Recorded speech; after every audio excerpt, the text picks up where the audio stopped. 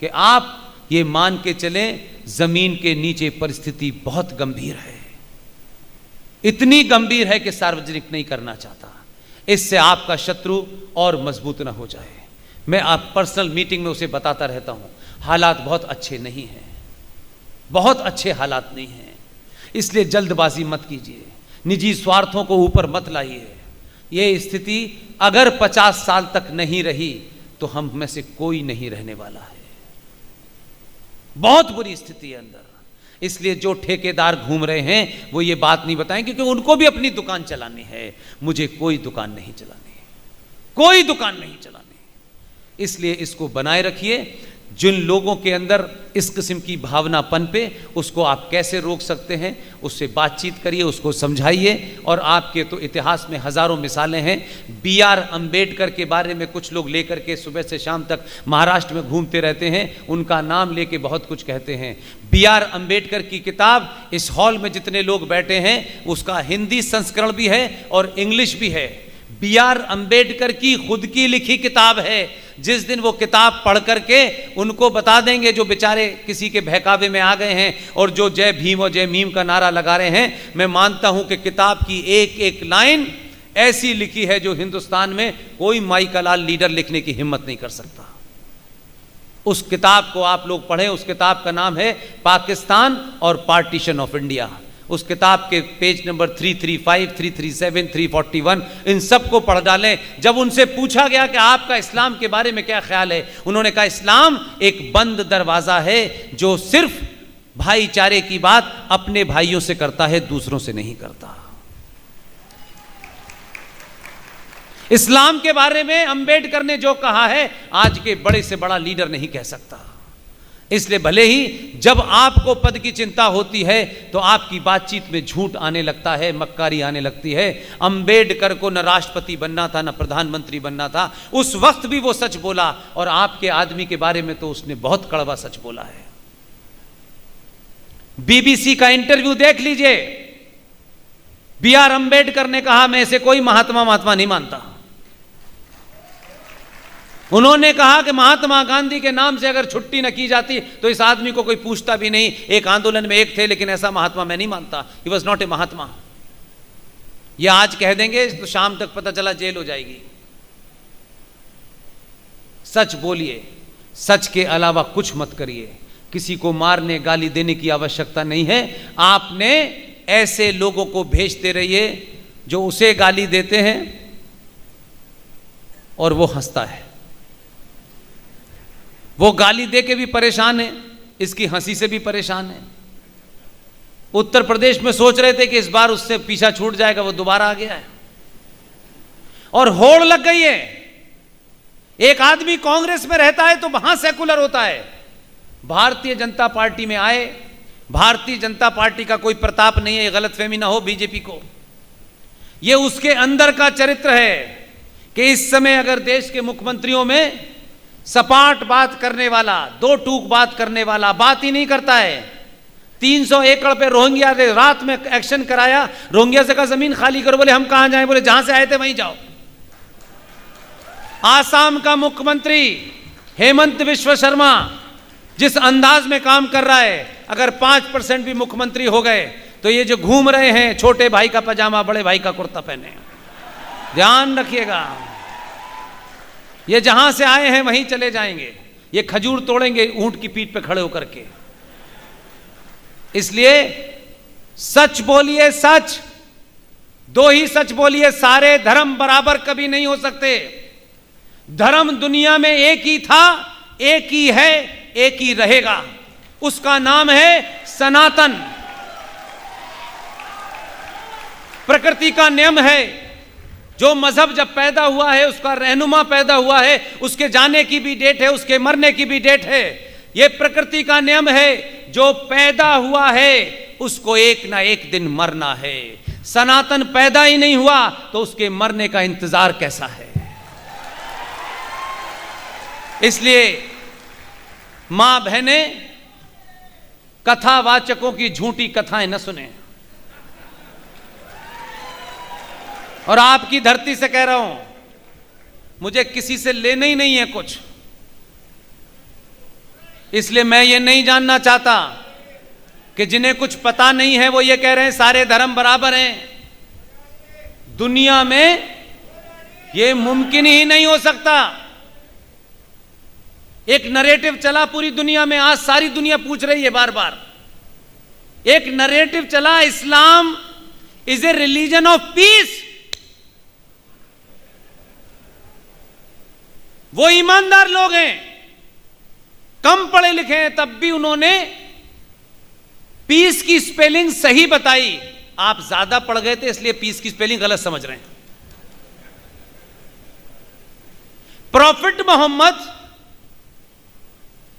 उनके दामाद इमाम अली, यह हिस्ट्री का हिस्सा है, इसका मजहब से कोई लेना देना नहीं है। प्रॉफिट मोहम्मद के दामाद इमाम अली की हत्या, फजर की नमाज जो सुबह 4:30 बजे मुसलमान पढ़ते हैं, आजकल लाउड स्पीकर लगाते हैं क्योंकि अल्लाह सुनता नहीं उनकी।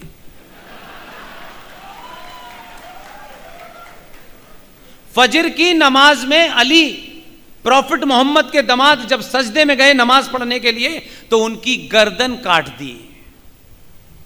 प्रॉफिट मोहम्मद की एक ही बेटी थी, शादियां 13 थी। उनकी एक बेटी थी फातिमा। बीवी फातिमा का घर जला करके बीवी फातिमा की हत्या भी उन्हीं के लोगों ने की। प्रॉफिट मोहम्मद के बाद जितने भी खलीफा आए, पहला खलीफा अबू बकर, उसकी हत्या, उस्मान की हत्या, उमर की हत्या, और प्रॉफिट मोहम्मद के नवासे यानी उनकी बेटी फातिमा के बच्चे हसन हुसैन की हत्या करबला के मैदान में। अल्लाह अकबर नारे तकबीर, पहला कलमा तैयब तैयब माने पाक ला इलाहा इल्लल्लाह करके उनकी गर्दन काटी। वो कहते हैं Islam is religion of piece. इसलिए एहसान भाई की सिवैयों के चक्कर में उल्टी सीधी परिभाषा मत याद रखिए। आपको कम से कम आप खुश नसीब हैं कि दोनों दौर देखे आपने। जिन्होंने नेहरू जी को देखा होगा ऐसे बहुत सारे लोग होंगे। इंदिरा गांधी को भी हमने बचपन में देखा, लेकिन हम एक वो भी दौर देख रहे हैं कि एक आम आदमी तिलक लगाने से शर्माता है, चुटिया रखने से शर्माता है। इसलिए सिंबल अगर ठीक काम कर रहा हो तो दुनिया में बदलाव कैसे होता है। इसी धरती से एक आदमी गया जिनका नाम महात्मा गांधी था। उन्होंने क्या किया बताऊं मैं आपको। यह कहानी इसलिए बताना चाहता हूं कि आपके पास समय नहीं होगा पढ़ने का। आचार्य जेबी कृपलानी ने किताब लिखी है, और वो किताब इसलिए लिखी है कि वो ही गांधी के साथ रहते थे। गांधी जी की जो कमरा था उस कमरे पर गीता भी रखी थी, बाइबल भी रखी थी। उन्हें शौक था ना ये चने मुरमुरे बेचने का, सब रखा था। मिक्स वेजिटेबल बहुत बनाते थे वो। वहीं कुरान भी रखा था। जेबी कृपलानी अपनी किताब Gandhi his life and thought, उस किताब के पेज नंबर 189 पे गांधी जी के बारे में जेबी कृपलानी लिख रहे हैं, जिन्होंने वो जो उनके साथ रहते थे। वहीं पे कुरान रखा हुआ था। मौलाना साहब आए, उस किताब में पूरा जिक्र है, और गांधी से कहा कि ये आपने कैसे कर दिया, ये कुरान पाक को आपने इन किताबों के साथ कैसे रखा, ये बिल्कुल भी काबिल बर्दाश्त नहीं है। तो गांधी जी ने क्या पूछा कि इसे क्या करना है। उन्होंने कहा आपको इसे एक कपड़े में लपेट करके इन तमाम किताबों से दूर रखना है। ये किताबें कुरान के साथ नहीं रखी जा सकती। कुरान का किसी के साथ कुछ लेना देना नहीं है, वो सुप्रीम है। गांधी जी किताब उठाई, लपेटी, एक थैले में रख के अलग लटका दिए। ये थे गांधी जी, और हमारी गीता के बारे में ज्ञान दे रहे हैं। इसलिए आज के बच्चों को सच बताइए, गीता के बारे में पता है ना आपको? क्योंकि बहुत सारे लोग मुझे ईमेल करके कहते हैं कि आप ये काम कराइए। मैंने कहा मैं कोई काम नहीं कराता, मैं एक ही काम करता हूं, मैं सार्वजनिक सभा में रायता फैला देता हूं, उसके बाद बटोरिए जिसको जो बटोरना है। पूरी ईमानदारी से रायता फैलाइए आप भी। रायता फैला, एक जज साहब समझ गए, 2011 की घटना है, तब यहां से गुजरात से यहां नहीं मानी गए थे, लेकिन उस आदमी की आंख देखिए, उसने उस जस्टिस को बुलाया, मिला चुपचाप, आज तक कोई तस्वीर नहीं है। 14 में जीतने के बाद पहला काम यह किया प्रणब मुखर्जी के पास जाकर के, जिसके बारे में मैं कह चुका हूं। लोगों को पता ही नहीं है कि गीता भारत का राष्ट्रीय ग्रंथ 2011 से घोषित हो चुका है। गीता कोई मजहबी किताब नहीं है। उसको मैं दूसरे तरीके से कहता हूं, जो घर चलाते हैं उन्हें रामायण पढ़नी चाहिए, जिन्हें राष्ट्र चलाना है उन्हें गीता पढ़नी चाहिए। सॉरी, रामायण और गीता के यही फर्क है, और वो पढ़ रहा है और दुनिया को पढ़वा रहा है। आप भी गीता पढ़ें एक बार, आपको अपने कर्तव्यों का बोध होगा और ये लालच और कायरता समाप्त हो जाएगी। और गीता पढ़ेंगे तो भगवान कृष्ण के बारे में ये जो कथाकारों ने एक अजब ड्रामा रचा है, ऐसे कृष्ण जी को बताते हैं कि सबसे छिचोरा लड़का वही था। कभी वो महिलाओं के कपड़े लेके चले जाते हैं पेड़ पे, कभी वो माखन चोरी, उनका यही चरित्र हमको बताया।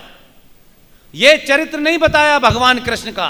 बांसुरी बजाते बजाते जब अर्जुन धनुष बाण उठा करके अधर्मियों के खिलाफ नहीं चला पा रहा था और उसके हाथ पैर कपकपा रहे थे, बार बार वो कृष्ण जी की तरफ देखता था, तो कृष्ण ने कहा धनुष उठा और ये अधर्मी, ये तेरे खिलाफ नहीं, ये राष्ट्र के खिलाफ हैं, इनका डीएनए भी अगर एक है तो इनकी हत्या कर, बस इसके अलावा कुछ नहीं। हम कृष्ण के उस रूप को नहीं बताते। बांसुरी बचाने वाले कृष्ण की बड़ी चर्चा होती है। वही कृष्ण जब हाथ के अंदर